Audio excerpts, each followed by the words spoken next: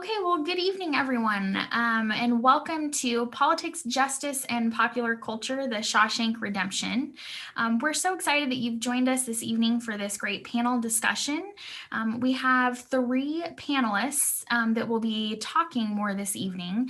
Dr. Darrell Hamlin from the Department of Political Science, Dr. Ziwei from the Department of Criminal Justice, and then Dr. Morgan Steele, also from the Department of Criminal Justice.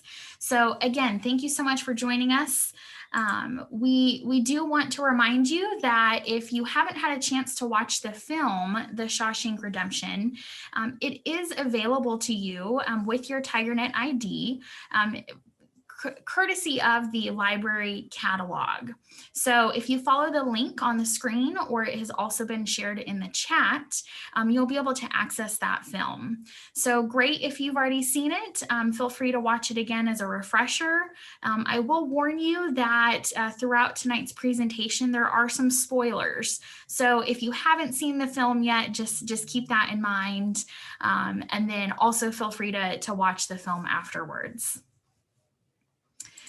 So with that said, I am pleased to introduce Dr. Csi, who's going to get us started with tonight's panel.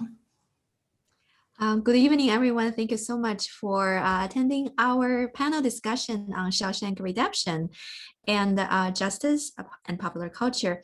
And in order to start out with some great game night, why do we have a movie trivia first? So actually we designed this Kahoot game for the audiences, kind of trying to see if you watch the film and then if you notice some of the trivia issues in that film. So if you could just go to your browser by using your phone or your tablet, and then type in kahoot.it, and you will be able to see a screen and then say type your PIN number, game PIN number, and the game PIN number will be 9933057.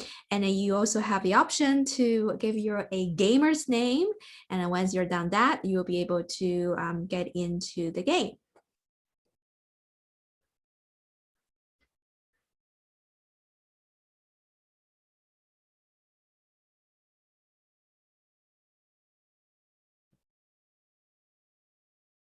We have about 13 questions, 10 seconds for each question, and then it's all about details for the movie.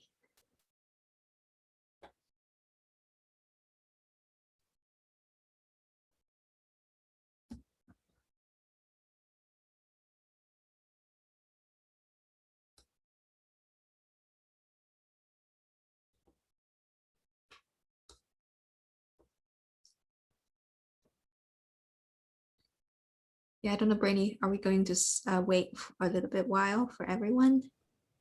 Yeah, I would just make a plug. We've got a few of you who've joined us. We'd invite some more of you to join us with the Kahoot game. The instructions are on the screen now, or also in the chat.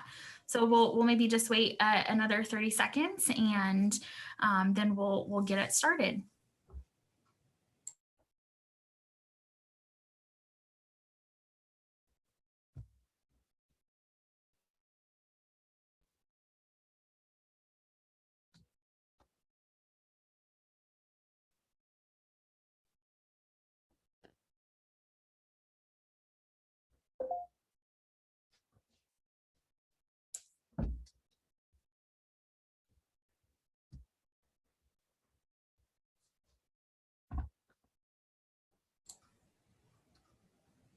Okay, Dr. Csi, I'm going to go ahead and start the game.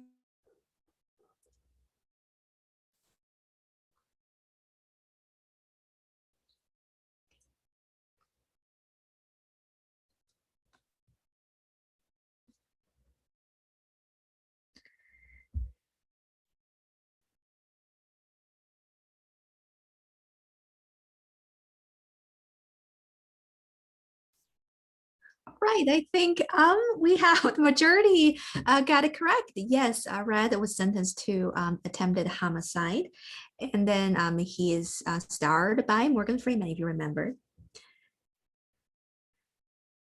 All right. So Z, Christina, and Cindy, and then we have 4 players. Let's go to the next question.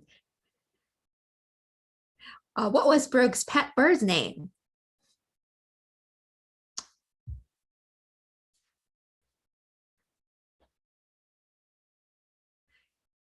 Yes, it's Jake. You're getting right.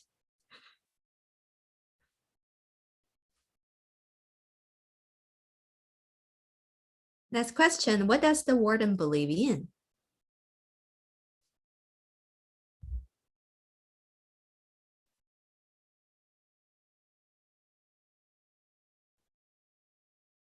Yeah, I think we all got it right, I think. That's right. Discipline and Bible. Next question. Where did Andy work before he went to prison?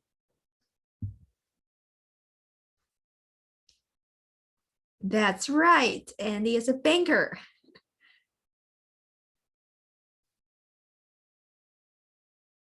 What was Andy interested in?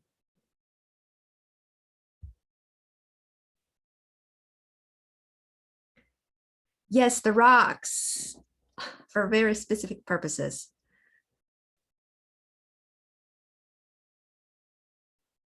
Who is the author of the Shawshank Redemption? Reading very carefully.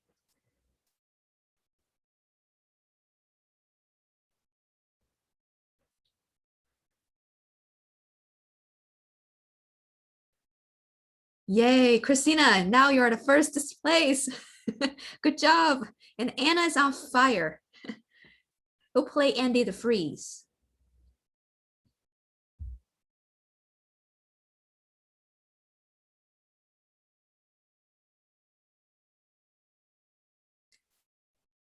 Team Robbins.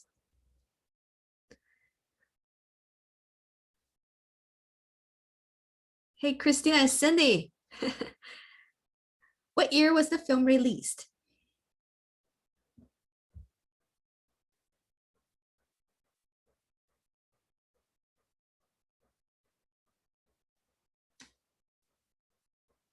$1995.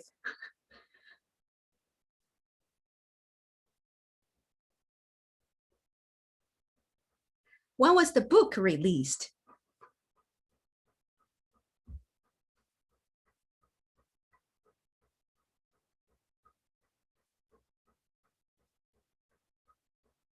$1982. Oh wow, Christina, you're still first place. Cindy, you're second place.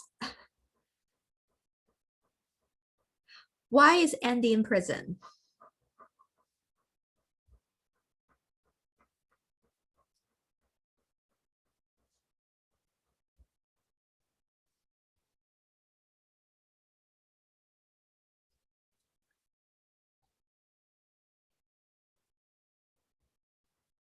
I think the answer probably a bit confusing. Let's see. What does Brooks wrote about before he died?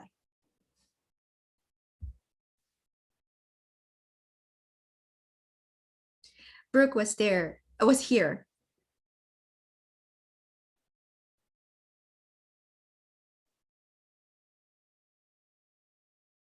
Last to final, how many bullets were collectively shot into Andy's wife and her lover?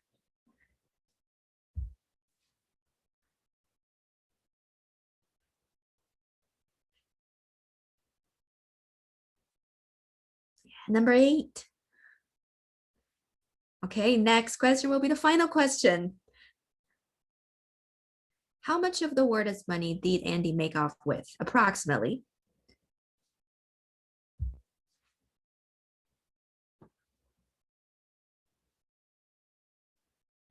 Yeah, around $350,000.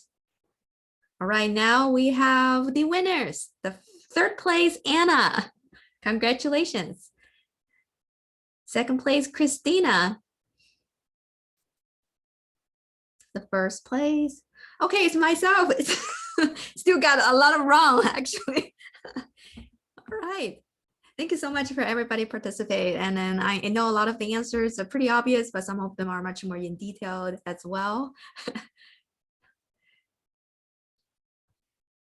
All right. So tonight I will actually introduce some of the key characters and the story background of the Shawshank Redemption. Interesting enough that I utilized Shawshank Redemption in my intro to criminal justice class. I asked students to watch and reflect on how the film related to criminal justice system. Surprisingly, even younger generation, they are loving this film. Of course, it's written by Stephen King, one of the greatest writers on earth, I would say. The Shawshank Redemption is a 1994 film adapted by original 1982 novel written by Stephen King. Actually, the original title of the book is called Rita Hayworth and Shawshank Redemption.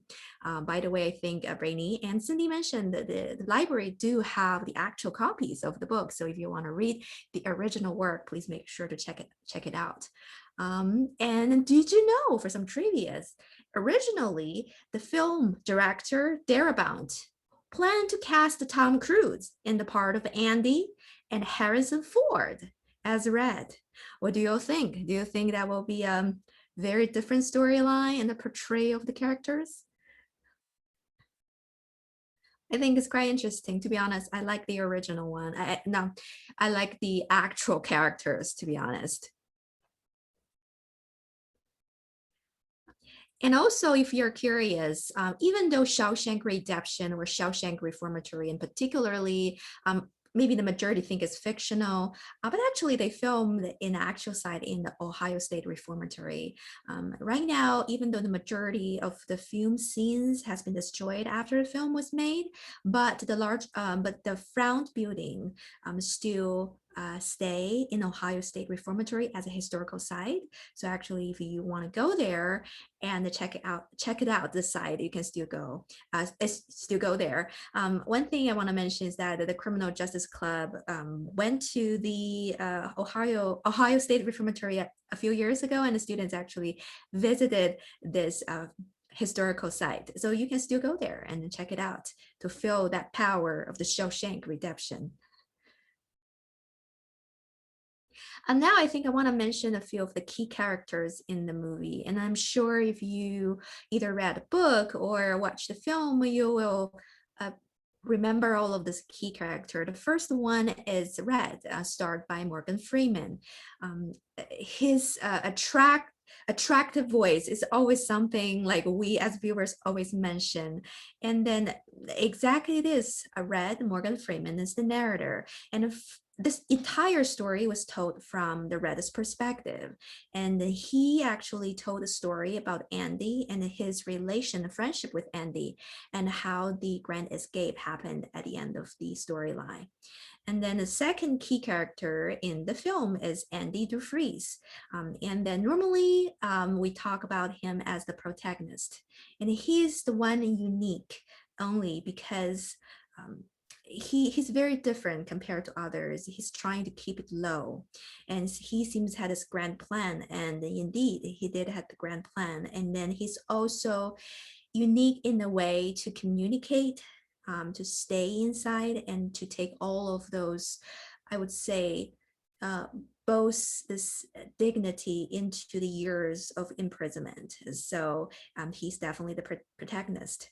And then the third character, of course, is the warden who started Inside Out program. You know, on the outside, it's a rehabilitation program. Actually, from inside, it's exploitation of free labor. And then he's definitely is the man who corrupted. And he also is the one extremely believing discipline and punishment.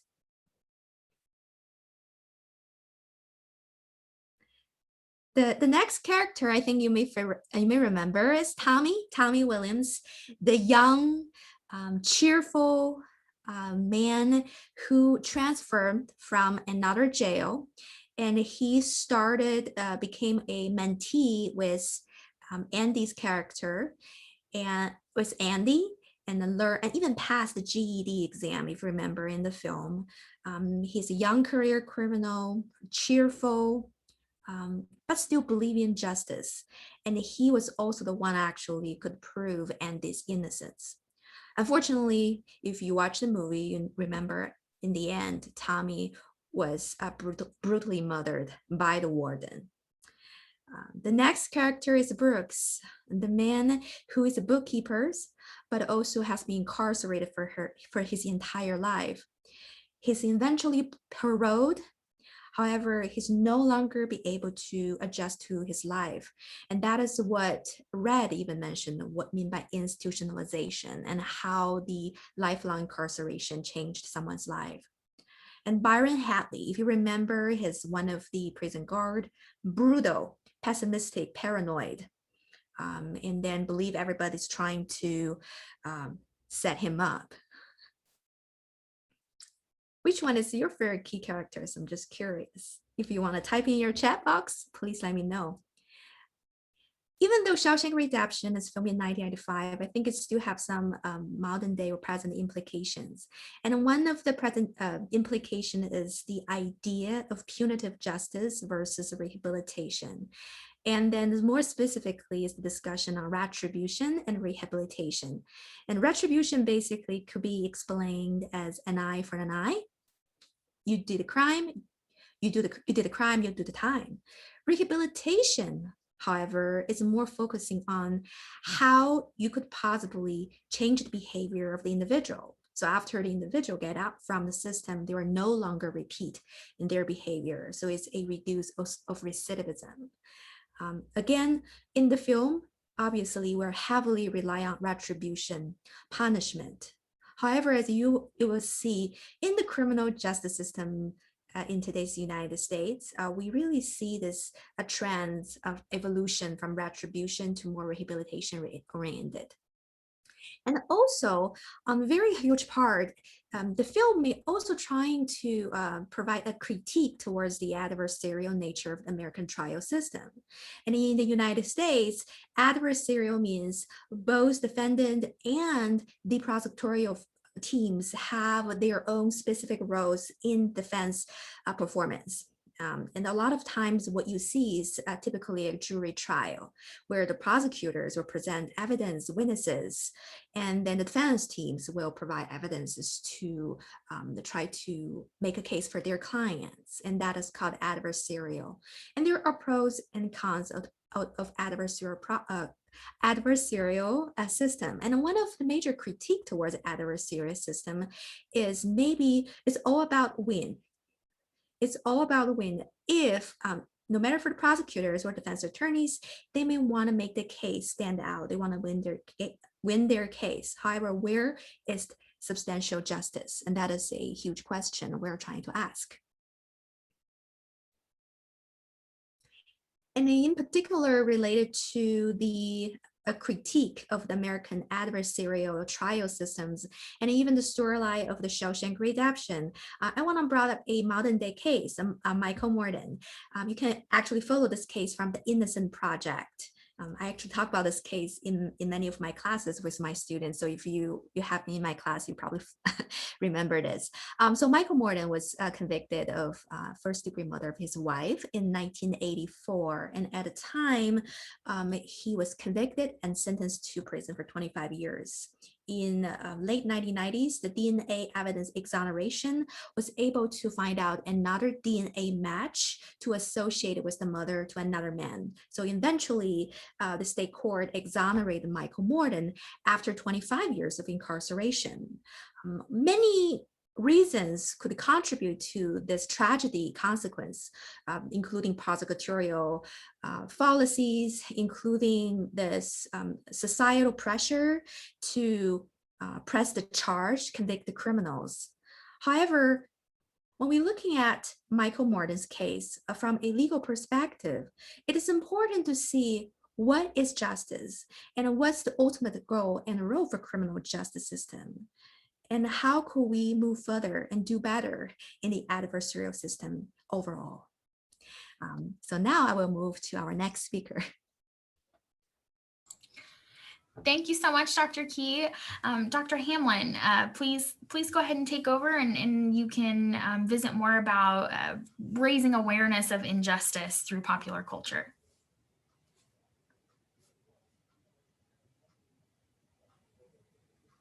Dr. Hamlin, you're muted. Wow, that never happens these days, does it? I want to thank my criminal justice colleagues. It was a great honor that I had for a number of years to be part of that department before I moved to the political science department. So my CJ colleagues are bringing their expertise here to bear on the justice system elements, but I want to tilt it just a little bit to talk about the idea that recognizable injustice creates a kind of political pressure. The justice system is part of our system of governance, and it relates most directly to the relationship between the state and the individual.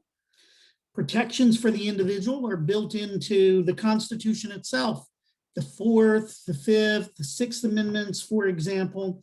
And the presumption is that if an accused has been given those due process rights, among others, then a conviction is valid, and the burden then shifts to the convicted to raise some kind of challenge to that conviction. It's very hard at that point to overturn a conviction, especially as time goes on. But what is it that happens when it becomes clear after a conviction that an injustice has been done by and through the justice system itself? Then something has to be brought to light demonstrating that injustice in a way that pressures the system for remedial justice. And remedial justice is just simply a $5 phrase that means to make things right. Now, Shawshank is a powerful work of dramatic fiction where a new set of political challenges faces Andy after the justice system itself has found him guilty. For example, the politics of navigating the warden's corruption, which, as was pointed out, is both financial and ultimately murderous.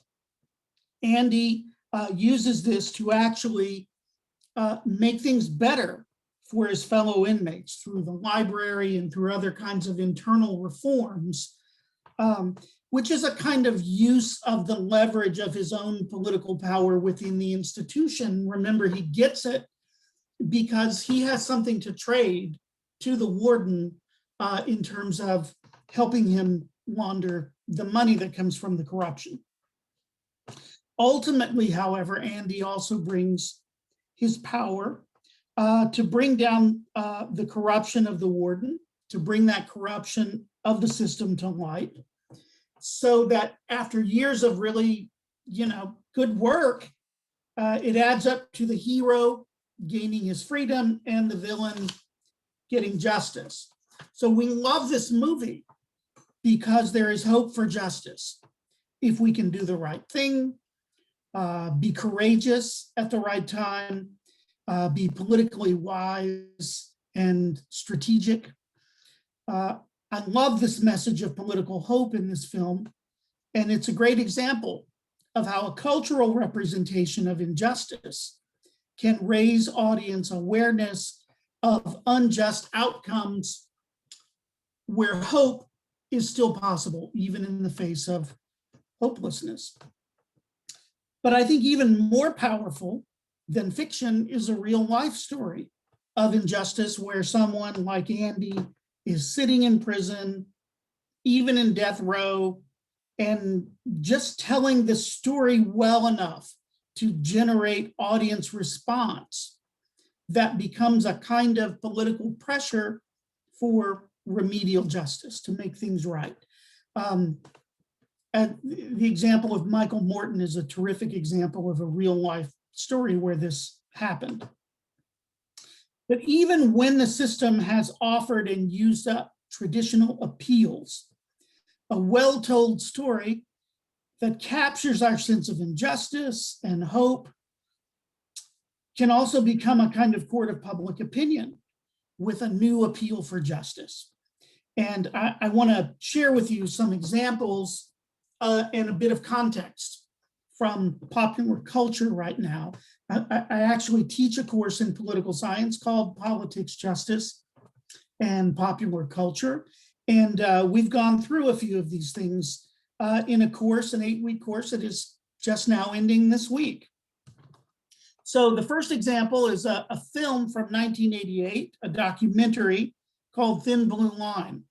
And the filmmaker here, Earl Morris, managed to not only tell the story of the unjust death row sentence in Texas of Randall Adams, he also managed to get another inmate to basically confess by the end of the movie. As a result of the pressure created by the film, Randall Adams first came off death row and then was ultimately freed. A movie did that. Also, the film began to get people to start thinking about this effect that a cultural representation can have on the justice system itself.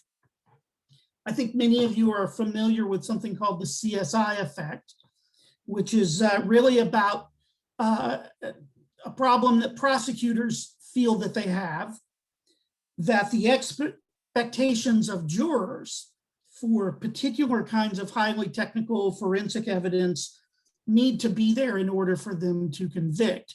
Now, there have been a lot of people who've kind of claimed that this is the case, prosecutors mainly, not a whole lot of data to suggest that this is really true, but it has gained a particular, kind of name for itself.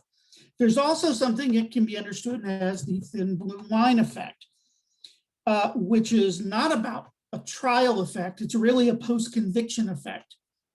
And the idea is that some work of popular media brings to attention injustice for a person who's already convicted and sitting in prison, and that the pressure that builds as a result of that then begins to give that person another bite at the apple. So that's what's kind of known as the thin blue line effect. We can see that in another film that was pretty important, actually 3 films called Paradise Lost, or the Paradise Lost trilogy. And this is the story of the West Memphis 3. And these were essentially 3 teenagers who were convicted of a horrifying triple murder of little boys in 1994. Their story was told in a movie that was made for HBO, which is an early example of how audiences were able to return for repeated viewings in a streaming service. And that ended up kind of creating an extremely powerful demand for justice in this case. Almost, a kind of cause celeb. Eddie Vedder and the Dixie Chicks and Johnny Depp and a lot of other people weighed in, but mostly it was a lot of ordinary people who just, from the time they saw that movie in the mid-1990s on HBO, just never really let go of the idea that these 3 teenagers had been railroaded by a highly political, high-profile conviction in a small town. The 3 teenagers who were convicted were ultimately released in 2011 on what is known as an Alford plea. It's not exactly an admission of guilt, but it's an admission by the defendants that there was enough evidence to convict them at trial, even though at this point the concerns of justice no longer are served by keeping them in jail. They didn't want to accept this Alford plea because they maintained their innocence. However, one of them was still on death row and could have been executed, pretty much at any point. Again, this was the result of tremendous sustained political pressure. Moving forward a few years, the first season of the podcast Serial in 2014 told the story of Adnan Syed, who was a young man convicted of murdering his girlfriend in high school. Now, this is a podcast that originally came out on National Public Radio, but you could also, of course, download it, listen to it on your walks, or, the stair stepper or the elliptical or whatever it is that you were doing while you were making supper or whatever. It became a kind of cultural phenomenon, partly because it was told in episodes. And it basically, the episodes followed not simply the story of the crime, but more importantly, it followed the obsessive amateur detective work of the podcast journalists themselves. Again, it created a great deal of demand for a new trial, new appeals, and it raised a lot of hope. At this point, however, Adnan is still in jail, and it's unclear if he ever will get a new trial. We can talk about that later if you want to. More recently, season 2 of the podcast, In the Dark, looks at the case of Curtis Flowers. Also an episodic presentation. Flowers is a Black man who was convicted 6 times by the same small town white prosecutor in Mississippi. Each time he was convicted, the conviction was overturned for some form of prosecutorial misconduct on appeal. And then he was tried again and then would be convicted again. Ultimately, the conviction was overturned after he was in prison for more than 20 years by the US Supreme Court. The prosecutor at that point turned the case over to the Mississippi Attorney General's office, who reviewed the case, declined to prosecute, and dropped the charges officially. So a huge part of this particular story on season 2 of In the Dark is that the investigative journalists in the podcast actually worked to find new evidence, to present witnesses who recanted their earlier trial testimony and also discredited others. One quick note on this was that the majority was opinion from the Supreme Court was written by, in the summer, I think it was 2019, Justice Brett Kavanaugh, who many liberals resisted letting him be put on the court. But when he was put on the court, he had a particular interest in the concerns of justice with jury exclusion, and ended up writing this. And it's not entirely clear if President Trump had appointed a different conservative to the court, whether or not this case would have come out the same way, and Curtis Flowers would have gotten out of jail.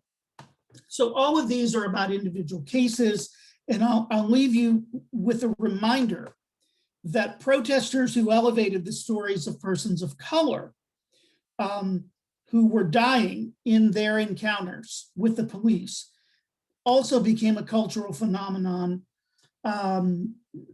led most notably by the Black Lives Matter movement. All of that attention, literally protests in the street, led to a reform bill called the George Floyd Justice and Policing Act, which just passed the House of Representatives on February 24th. It's essentially civil rights and justice system reform. It covers a lot of specific areas of police behavior and prosecutorial authority in those kinds of cases. I'm just going to stop with the obvious conclusion here, that when stories of injustice are told well and credibly and offered in a popular medium, it can generate political pressure for both individual justice and also for systemic reform. Thank you. Thank you so much, Dr. Hamlin, for that great overview and for those very specific examples of what we're talking about today. I'd also thank you for letting us borrow the title of your class to help accurately describe what this panel is about. So now we'll move on to the final panelist session for today, given to us by Dr. Steele. And he's going to try and bring everything together and have a bit more reflection about the perspectives of the criminal justice system. So Dr. Steele. All right, well, good evening, everyone, and thanks for joining us today. My presentation on this panel is going to focus on 3 basic areas. The importance of doing your due diligence in an investigation from a policing standpoint, but then shifting over into the role and purpose of the corrections personnel in the jail, since we spend the vast majority of our time in this movie looking at the relationship between jail personnel and the inmates that they house and care for. That's a very important aspect of understanding the criminal justice system as a whole. But we're also going to take a very broad view at the overall philosophy of punishment. Like we had that Kahoot quiz where we looked at the warden and his focus on discipline and the Bible as his overarching goal while inmates were housed at Shawshank. And we need to take a step back and understand that that's not the only reason why people are incarcerated.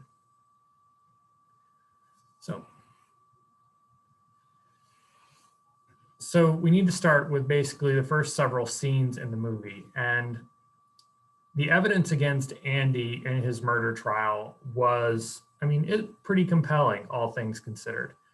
There was neighbors or friends or other family members, it's not really clear, who heard Andy and his wife arguing about her having an affair and her then demanding a divorce, and him loudly saying, "I'll see you in hell before I'll see you in Reno," or something to that effect. He also admitted drinking excessively, and there was evidence about concerning a broken whiskey bottle that had his fingerprints on it. And he also admitted going to the murder location with a weapon before he said, "Then I went home to sleep it off." All those different circumstantial bits of evidence are pretty compelling in the sense that, okay, this person should be a prime suspect. But we also need to take into consideration the fact that Andy was completely innocent. And this raises the issue with tunnel vision, where just because Andy seemed like the perfect suspect, and if you're an investigator and you're presented with 10 identical situations where a husband is being accused of killing the wife and they had a history of arguing, there was history of infidelity, there was substance use, there was a weapon present, 9 times out of 10, it's probably going to be the husband who committed that crime. However, you cannot just say, well, it's probably the husband, therefore we need to only look at the husband. I believe it was the prosecutor pointed out that the 2 victims were shot a grand total of 8 times, and Andy's revolver only held 6 shots. And they used that as an assumption that, okay, he had to have reloaded during the attack. And they didn't acknowledge the fact that, well, a .38, especially for the time period in the 1940s, was an extremely common caliber for a firearm. And there were semi-automatic handguns as well as revolvers that held 8 shots in the time period that would have fit the circumstance. So it's very important that when investigators are examining something, especially when it's such a high profile and serious crime as a homicide or multiple homicides, they cannot develop tunnel vision. They cannot just focus on one suspect and assume that they're right. They always have to check and recheck everything. So the next part, and again, where we spend the vast majority of our time, is the role and practice of the corrections personnel within the Shawshank prison. And this was it was brutally indicated within this film that the guards were there as a part of the punishment rather than a way to keep the inmates safe and to keep them, the inmates from hurting themselves or being hurt, and reinforcing the safety and rehabilitative aspects of the punishment. So the corrections officer's role, especially in a modern context, is to keep inmates from hurting each other. And they cannot use force, especially to the extent that the lead corrections officer, Captain Hadley, I believe, used that first night that Andy was in the facility, where he effectively murdered an inmate for the issue of wanting comfort. It was his first night in the facility. Additionally, we also have to take a look at the role of the warden within the facility. In the facility, he was portrayed as this kind of dark figure. He punished almost without reason other than to maintain his own authority and to maintain inmates' fear of him. But that's not typically the case within a correctional context. Like, any punishment that the warden can impose is very, very limited and has to fit within certain criteria, especially when it's a punishment that's occurring after the fact. For instance, the use of solitary confinement for Andy playing music over a PA system. Like, there would likely be a punishment in that instance because he was using unauthorized equipment, but it would not be such an extent where someone would be spending significant amounts of time isolated in a dark room. So this definitely illustrates the point and the key difference between how the corrections officers and the warden and the criminal justice personnel in the film are portrayed, in contrast to how correctional officers and wardens exist in real life. While, I mean, for instance, while things like religion and reading and bettering oneself are always encouraged in a correctional context, it's never mandated. And in many instances, people choose to practice other religions than Christianity. And that is their First Amendment right. And that does not go away when someone is incarcerated. So a correctional officer especially cannot impose religion or any particular facet of religion on a inmate or an offender. But this also gets into the broader issue of the philosophies behind punishment, because it's not just getting into the idea that we are there to punish someone because they did something wrong. There is an explicit point behind every kind of punishment that the criminal justice system imposes. The most common type in people's popular conception of punishment is retribution. You hurt me, therefore I'm going to hurt you, because the scales have to be balanced in this instance. And this is what we would often think of for things like if you kill someone, the state or the federal government can put you to death as a way of balancing the scales in that instance. But we can also use punishments as a way to deter people, basically meaning to intimidate or scare them into complying with the law. So what this tends to look like is repeat offender laws, where someone knows, okay, I did this one thing. If I do it again, I'm going to have an increased punishment. So you're scaring people into complying with the law. And when that doesn't work, one of the big things behind, or one of the big philosophies behind prisons is that they incapacitate the people that they house. What that basically means is they're locked away. They are isolated from society. Therefore, they cannot cause harm to anyone else while they're in that facility. And lastly, and the thing that was never mentioned really in this film, was the idea of rehabilitation, at least never mentioned outside the context of Red's interviews with the parole board. And rehabilitation exists because we want to address why the inmate actually committed the crime in the first place. This could be something as simple as they needed food, so they stole food so they wouldn't starve. Well, punishing someone in that instance would not be effective because you're not addressing why they needed food in the first place. Getting them job training or addressing a substance abuse issue or a housing issue would be much more effective than simply locking them away or exposing them to some kind of physical pain or torment as a way to balance the scales in that instance. So this is a great example of the differences in Red's mindset his 3 times in front of the parole board. The first 2 times, 1947, 1957, in both instances, he admitted, like he said, I'm rehabilitated. I will never do this again. And it's, at least when I watched the movie recently, it seemed he was just saying what the parole board wanted to hear.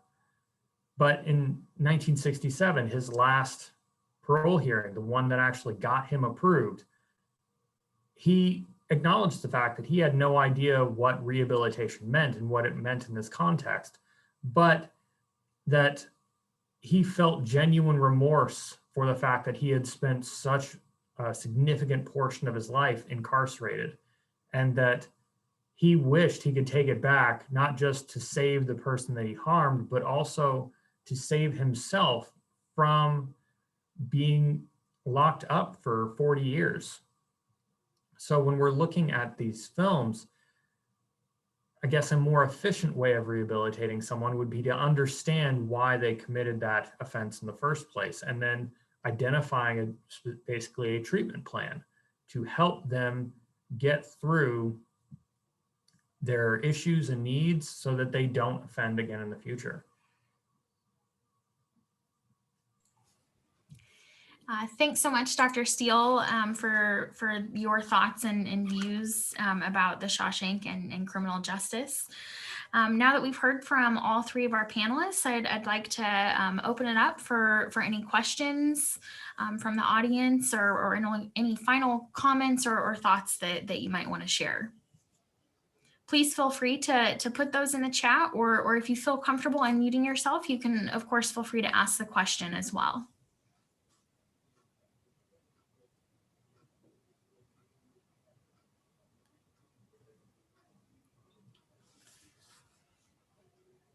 I think I want to comment on both Dr. Hamlin and Dr. Steele's presentation.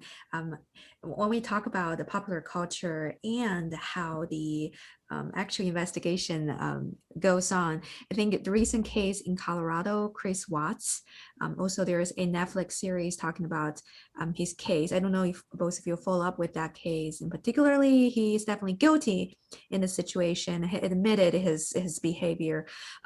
I wondered, what's your comment on that? I guess somehow they're all related. This fantasy towards this intimate partner abuse and the familial homicide, and then and all of this. So I just want to see your thoughts on it. I think what I would say is, we talked about this idea of the Csi effect and the thin blue line effect. I am curious as to whether or not people will investigate a kind of pandemic effect on popular culture. And that is that when you have people for a year who are more or less locked down and just sort of out there looking for engaging entertainment, and you have many streaming services that are providing all sorts of highly developed crime stories in this sort of genre, I do wonder what kind of effect that can have among a populace that is also showing signs of profound distrust of political institutions, of the justice system. I mean, we didn't just watch things on Netflix. We watched popular coverage in the news of the Black Lives Matter protest. And then after the election, we had a never-ending stream of concern about corruption and rigging in the political system. So I do wonder if how scholars will look at what might be called the pandemic effect of popular culture, and how that sort of primed or maybe even groomed people to be thinking that things were unjust in political life. I would definitely agree that I think there's going to be a pandemic effect on our culture just in general, but also on our views of the justice system as a whole, because something that we've ran into, especially when we're instructing students and helping them develop their skills, is that they have to understand that information sources have weaknesses. No one source is ever really going to present a whole picture of what is going on, at least not until it's after the fact and moved beyond the realm of media and into history. So getting students to understand, and like just the population at large, that we need to take time and there is nuance into these situations. I was just talking today with my students about high profile instances of police officers using force and breaking it down based on, okay, what was going on in the situation? What was the department's policy? What did the officer think or feel or see when they were reacting to this? And just helping them understand that even though something terrible, like someone was hurt or died even, that happened, it's effectively an accident in many instances. It's no one's fault in that instance. It is, you had an ambiguous situation, and officers are trained to respond to those situations in very predictable kinds of ways. So understanding how the pandemic and all the culture that they've been consuming, especially related to true crime and the Black Lives Matter movement, that's going to play a huge role in how they understand and understand the criminal justice system and the different reforms that they support, especially with the recent legislation you mentioned.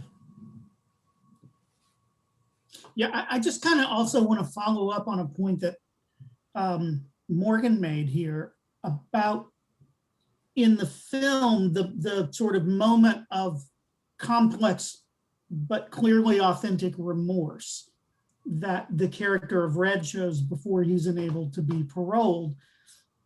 And I want to point out that what I've always been fascinated by in the movie is that the same thing happens with Andy, who maintains his innocence throughout the film. And at the same time, when he comes out of solitary and has really reached sort of his wit's end, he actually expresses a kind of guilt. Not necessarily the guilt of the crime, but he expresses a sense of remorse for what he did to his wife, that he denied her a certain kind of humanity and attention, and the denial of that set a chain of events in the relationship in motion that had consequences. And so that he does feel a kind of guilt for which he is deeply remorseful, and a sense of responsibility.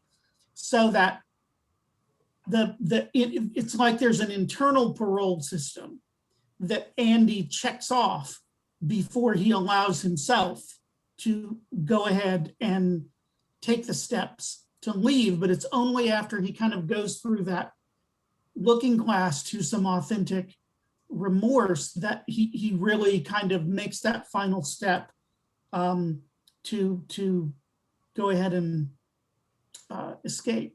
Yeah, this is definitely outside my wheelhouse, but it seems like we're kind of both getting in on the idea of this was penance or purgatory in a sense, and that they were purifying themselves to the point where they could be released.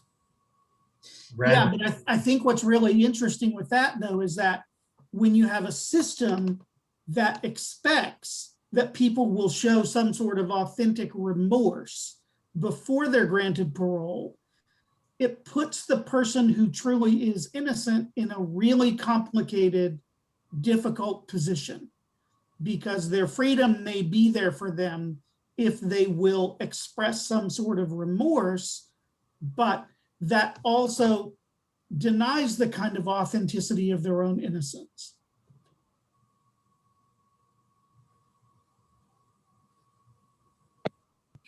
I have a question, because Darrell had brought up the Csi effect, and perhaps there's a need amongst some for, or a desire in a trial for almost definitive, very detailed evidence in order to convict someone. I was just wondering if there might be a generational difference And while there might be a CSI effect on one end, perhaps there's a social media effect on another, where a lot of times I've noticed amongst the younger generation, almost like a mob mentality, where if a group of people accuse someone of something, it must be true. There's really no due process or critical thinking as to whether or not there is tangible or substantive evidence. It's just a matter of, well, a lot of people are saying that this person did something wrong, so if there's smoke, there's fire, and there's not really much actual evidence reviewed. And so I was just wondering if you think that will be a factor moving forward in terms of criminal justice and the legal system, in terms of differences between generations. I would sort of leave the larger response to my colleagues from criminal justice, but it is perfectly obvious that social media is the ultimate court of public opinion. And the rules of evidence are very, very different in a social media platform than they are in the courts. So I would just sort of step back from the question there and let my professional colleagues weigh in. You first, Ziwei. Again, I think this is a great question. I think the younger generation is like a Gen Z. I know a lot of times they might not like to be called a category, and that is what Gen Z's character. But I think you're right. I think a lot of time the social media are really creating this strong would say groups to say, wow, this is a claim, there must be true, or we need to support hashtag with a series of newly developed the in words. But I think a lot of time Gen Zs also are good at finding out cross count, like a counter argument as well. I would say, sure, maybe there will be a lot of the so-called like maybe movement or hashtag popular post on the social media. But I think in the meantime, the younger generation, they do also have the skill to look up and then corroborate informations to further examine what exactly happening. And I think with the Darrell just mentioned about the due process and then the pretty strict criminal justice process, especially a lot of these could be hearsay, could be not admitted in the court process. I think it maybe will be very difficult for prosecutor and defense attorney to make a case and even have a public trial. But I think it's also possible to helping the generation to switch their argument or direction in a better way. So I would say my answer would say it's interesting. I think it's gonna be play a significant part, but also I think I'm very positive, and then in terms, I think that the younger generation, they also may have the skills to do further investigation, and then the impartiality of the system itself will filter out those hearsay evidence. What do you think, Morgan? I definitely agree with both of you in the sense that we need to separate the idea of a criminal justice sanction and a social sanction. So when a high profile incident, not even a crime, but just an incident happens, for instance, the allegations against Governor Cuomo in New York, where he's been credibly accused by three women who worked for him. And there is now this movement to impeach and remove him from office. And we're barely like this, maybe a week, maybe two. I don't know. I haven't followed the story as probably I should have to prep this example, but an investigation has not been completed yet. And that would be the due process element, that an investigation has to be conducted, and it has to be conducted openly and fairly and give both the accused and the accuser time to present their evidence as best they can. But in the meantime, all of us who are outside the investigation are just hearing little tidbits and sound bites and tweets and Snapchats or whatever, and we're forming our opinion based on that, and we don't have all the facts. You know, one thing that I would also kind of add to that is the idea that very often the social media narrative is really a kind of reifying the larger political narrative in society, whether it's the accusations around Governor Cuomo that should be investigated, or whether it's why Dr. Seuss is pulling some books. Fox News is going to have its narrative about why that's happening. MSNBC or CNN is going to have its narrative about why that's happening. And very often in social media, you see that narrative being driven by people. First of all, because they're sharing those little clips and arguments from the people who are making that argument in the popular media. But second of all, they're largely just sort of parroting those arguments. So it's not essentially a legal narrative, although, you know, how many of us are fascinated with people who become, you know, epidemiological experts or con law experts as a result of the nomination of one Supreme Court justice, or the result of one particular medication that's being, everybody becomes an expert. And that even that narrative of expertise is a political narrative most often that is being driven for political reasons. And I think that what we want to do, both as citizens and as students and as professionals and educators, is teach people and encourage people to be critical about unpacking where those arguments are coming from and what is it that's driving those arguments. And those arguments we also see in our, you know, the popular culture in our TV shows and movies and everything else. So I don't have a problem with people making different kinds of political arguments about why something is happening. My feeling is that what we need to do is not silence those voices, but learn to be critical of them.